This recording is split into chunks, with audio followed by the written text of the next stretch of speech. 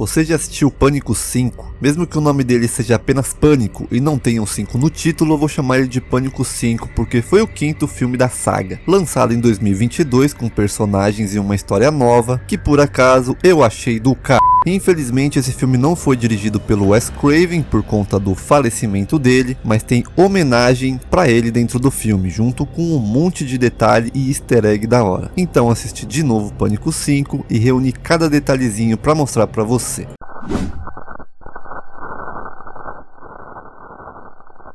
O filme começa com a Tara Carpenter, que sim, o sobrenome dela é Carpenter por causa do John Carpenter, famoso diretor de filmes de terror como O Enigma de Outro Mundo e Halloween, um dos principais filmes que serviu de inspiração para fazer o Pânico, lá em 1996. Inclusive a gente descobre que o nome da irmã dela é Sam, porém mais tarde a gente descobre que a Sam é filha na verdade do próprio Billy Loomis. Então ao invés de ser Sam Carpenter, seria Sam Loomis. É o mesmo nome de Samuel Loomis, o doutor psiquiatra lá de Michael Myers no filme do Halloween, que na época também já era uma homenagem ao filme Psicose, esse personagem chamado Sam Loomis. Ela tá sozinha em casa, o telefone toca, ela atende, o cara que liga fala que quer falar com a mãe dela e pede para avisar que o Charlie ligou, que sim, é uma referência a um dos Ghostfaces do quarto filme, o próprio Charlie. Ele também faz a famosa pergunta de qual seria o filme de terror favorito dela, e ela responde que é Babadook. É um filme de terror muito bom, aliás, lançado lá em 2014. Então o Ghostface pergunta se ela quer jogar um jogo com ela. Ela tranca as portas e fala pra amiga dela, a Amber, o que tá acontecendo. O telefone toca de novo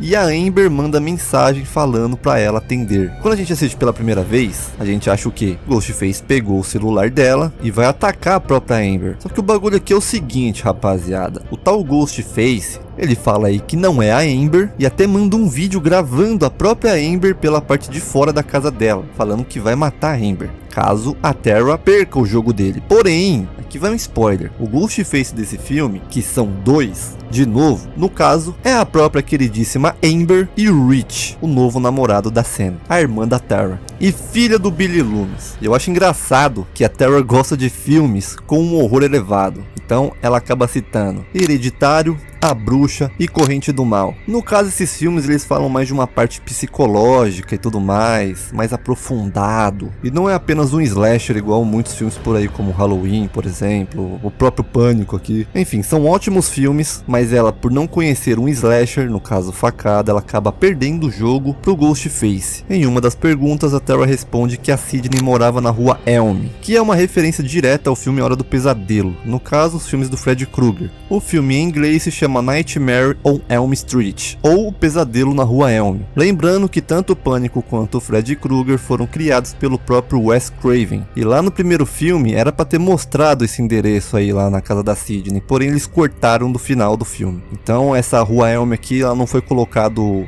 agora como referência, já estava lá no primeiro filme, só não foi pro final. A Tara acaba errando a última pergunta e decide correr para ajudar a Amber, onde acaba sendo atacada pelo Ghostface. Inclusive essa cena dela correndo da casa e dando de cara com o Ghostface lembra aquela cena do primeiro filme onde o Ghostface tá correndo atrás da Sidney e ela acaba dando de cara com o Jill e segurando a máscara do Ghostface na porta, que aliás eu nunca entendi por que que ele fez isso, mas beleza. Enfim, ela toma algumas facadas, inclusive uma na mão, e na hora que ela ia tomar a última facada tem a marca registrada da saga Pânico, onde a faca corta o título do filme, e assim começa realmente o filme. E mostra aí a Sam e o Rich. A Sam recebe uma ligação e o número ele aparece 707 105 1939. 1939 é o ano de nascimento de Wes Craven, inclusive dá pra ver que quem liga pra ela é justamente o Wes. Esse moleque aí no caso recebeu o nome de Wes no filme para homenagear o Wes Craven. Então ela descobre que a Tara foi atacada, porém tá viva. Essa inclusive é a primeira nos filmes do Pânico que a vítima é atacada no começo do filme e continua vivinha da Silva. Mostra a galerinha do lado de fora conversando sobre as paradas que aconteceram com a Tara e tem uma voz falando no alto-falante da escola. Em inglês quem dá essa voz é a Drew Barrymore, a menina que fez a Casey lá no primeiro filme do Pânico. E claro que essa cena é a famosa cena onde a galera lá, que são amigos, se reúnem e mostra pela primeira vez eles juntos. Bom, é daí que vai sair as vítimas e provavelmente o assassino. No caminho para Woodsboro,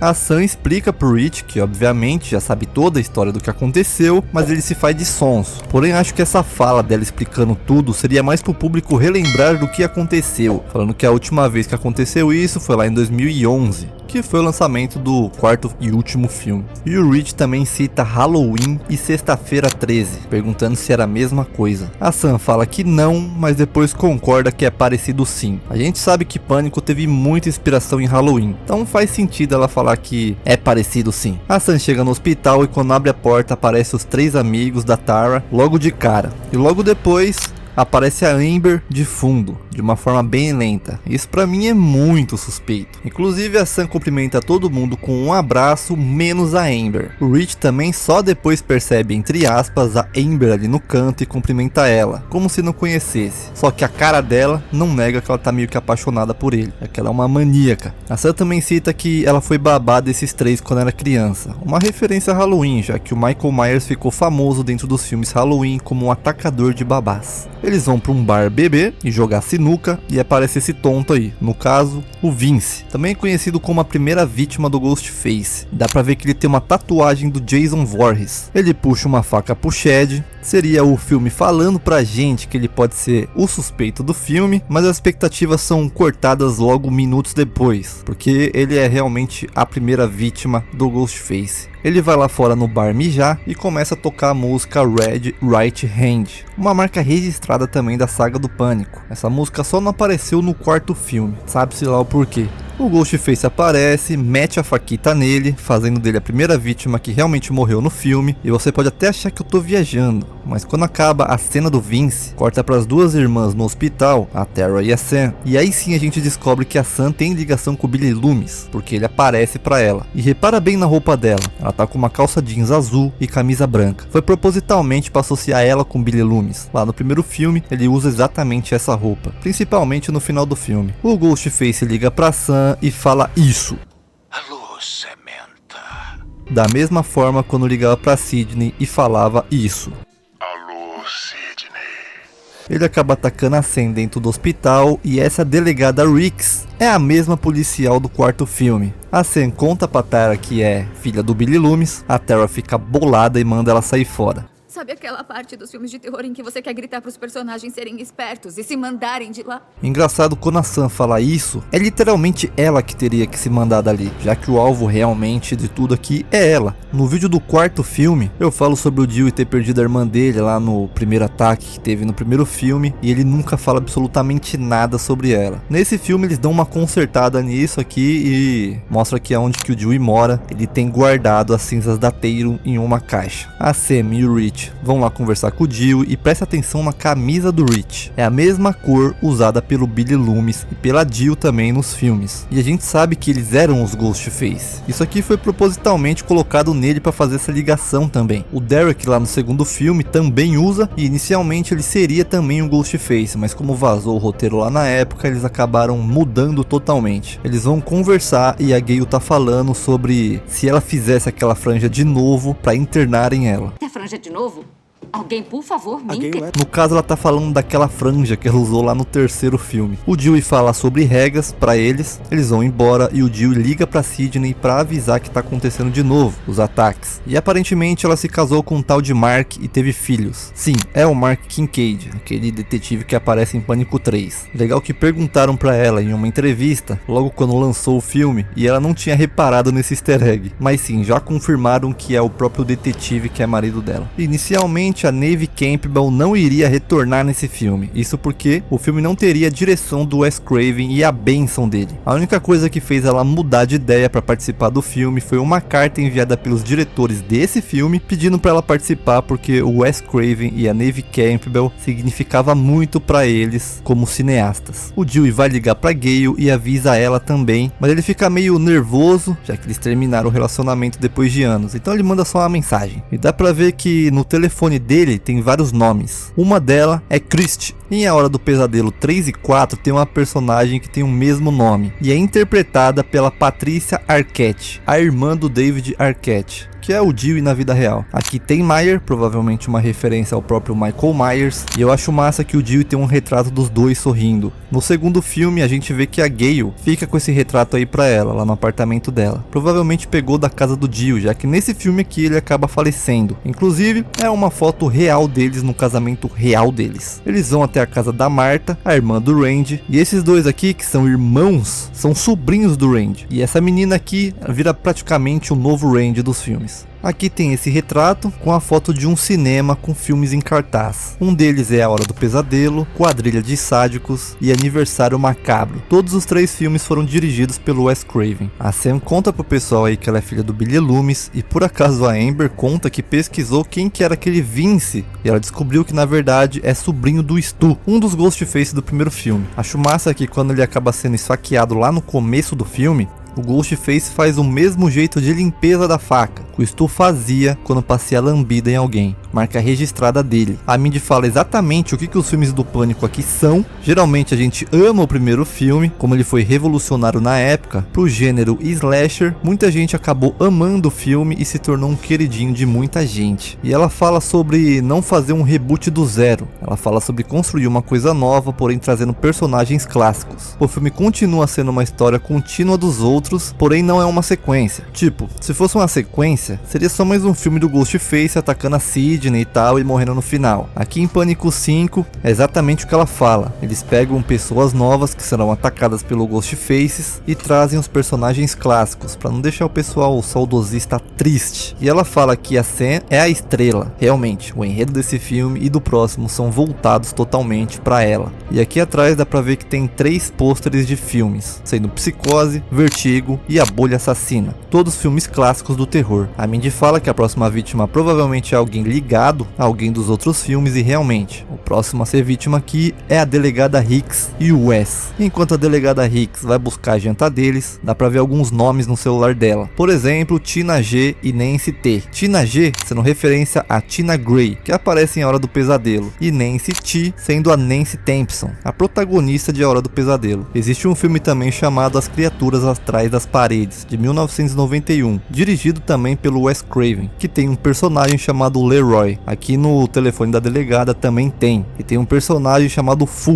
interpretado pelo Brandon Adams, ou B. Adams. A delegada chega na casa dela, porém acaba sendo atacada e morre. E claro que tem a famosa cena recriada do chuveiro em Psicose. Acho da hora que tem um papel na geladeira escrito: Wes, tem torta de limão na geladeira. Com amor, mãe. É a mesma torta que ela dava uns pedaços pro Dewey lá no quarto filme. Na cena do Wes, toda vez que ele vai fechar uma porta ou abrir alguma, a gente acha que o Ghostface vai aparecer atrás de alguma delas, pronto para atacar ele, mas nunca acontece. Apenas quando ele tranca a porta da frente, o Ghostface aparece e ataca ele. E o ator que interpreta o Wes aqui não sabia de onde o Ghostface apareceria, então a reação de susto dele aqui é genuína. A Gale finalmente aparece também no filme, e a gente também descobre que o Dewey não aguentou ficar com a Gale em Nova York, com a proposta de emprego para ela, e foi obrigado a se aposentar da polícia. Então quem se separou aqui na verdade foi o próprio Dewey. No final das contas, dá pra ver que os dois ainda se gostam bastante. Mostra o Rich assistindo o vídeo no YouTube, e dá pra ver ele assistindo esse canal chamado Film Fails. Esse cara aqui, ele tem um canal no YouTube real que fala de filmes de terror, chamado Dead Meat. Inclusive tem um vídeo aqui nos relacionados com o nome do próprio canal dele, Dead Meat. A quantidade de inscritos que o canal tem é 821.939.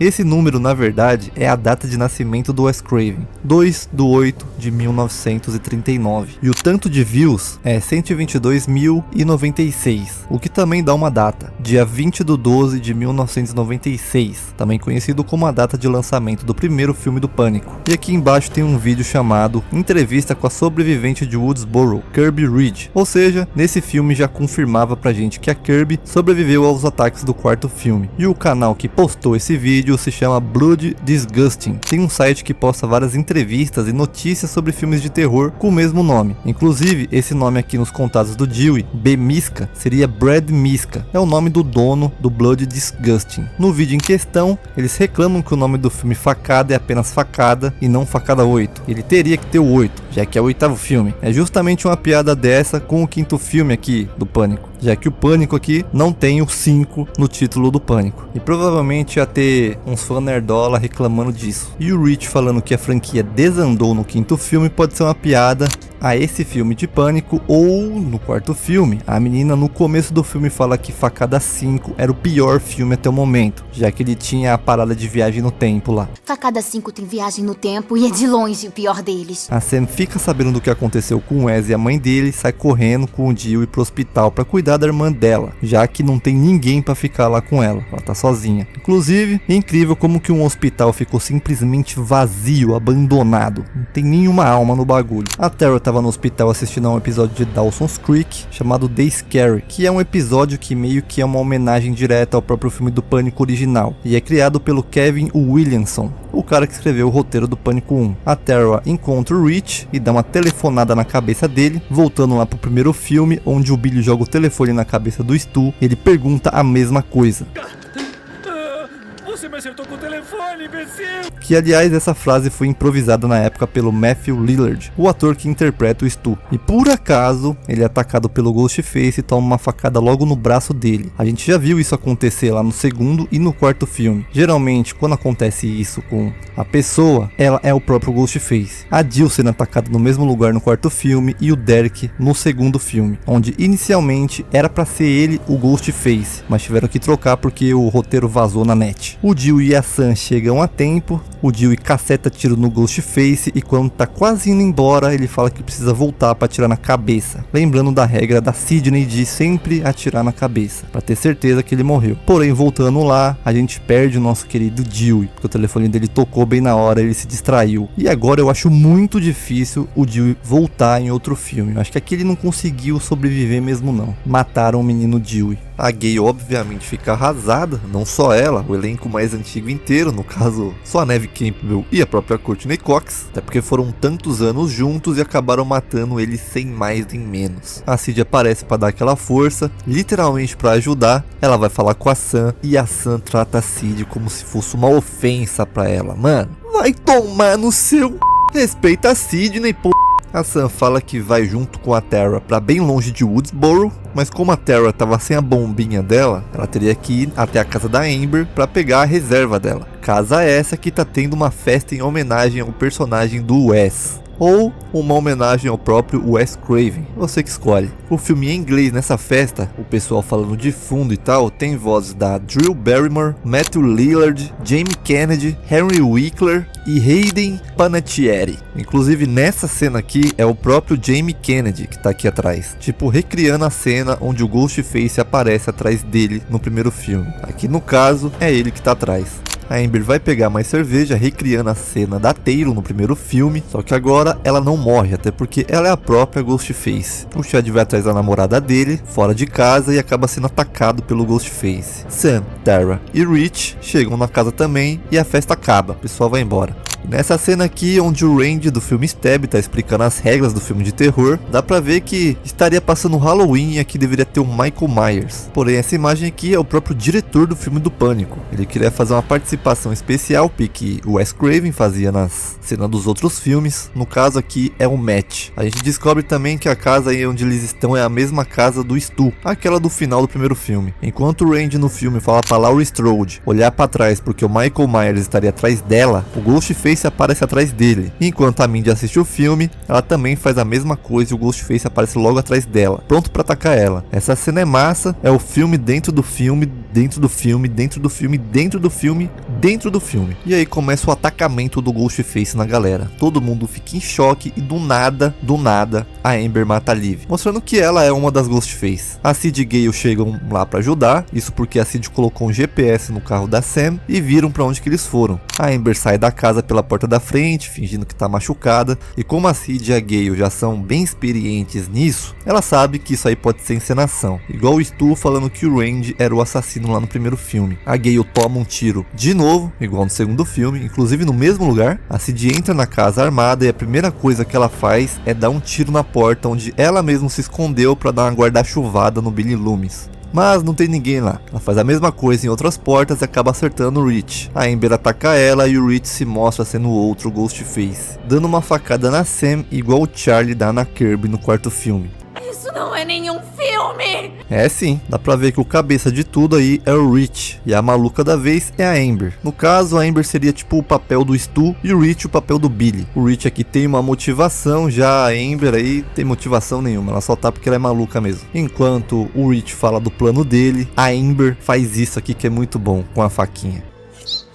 Você fez... Uma referência à Psicose. A Amber explica por que o Dewey teve que morrer. Mataram ele só pra mostrar que não era uma sequência medíocre, só pra lucrar. Porque esse filme aqui é cheio de tensão. E a Cid toma uma facadinha da Amber. E bom, a motivação deles é fazer tudo isso pra incriminarem a Sam e fazerem um novo filme. Um novo Stab que seja bom. Isso porque os fãs gostam dos 3 primeiros filmes de Stab, já que no universo do Pânico eles são baseados na história real da Sidney. Mas depois que a Cid ameaçou processar quem fizesse filme sobre ela, eles começaram a então inventar histórias. Foi onde os filmes ficaram ruins e os fãs odiaram. Então o Rich quer outro filme bom, baseado em uma história real. Por isso, cria tudo isso. A Amber vai buscar a Tara, que estava amarrada, e não acha. Igual a cena do Stu e o Billy, quando eles começam a discutir. A Amber pega fogo e logo depois ela volta dando o último suspiro e aquele susto. Sendo uma referência a Chuck, o brinquedo assassino, já que no primeiro filme acontece exatamente isso. O Chuck pega fogo e volta queimado para tentar matar e acaba morrendo. O Rich acaba morrendo com a Sam dando 50 mil facadas nele, como se realmente fosse um Ghostface. No final das contas, os 2 irmãos ficam vivos também, sendo o Chad praticamente um novo Dewey, tomou 50 facadas e ficou vivo. No final, termina da mesma forma que no primeiro filme. E antes de aparecer os créditos, aparece essa homenagem para o Wes, o criador do Pânico. Se você perceber, vai ver que tem um barulho de pássaro na hora que aparece o nome dele.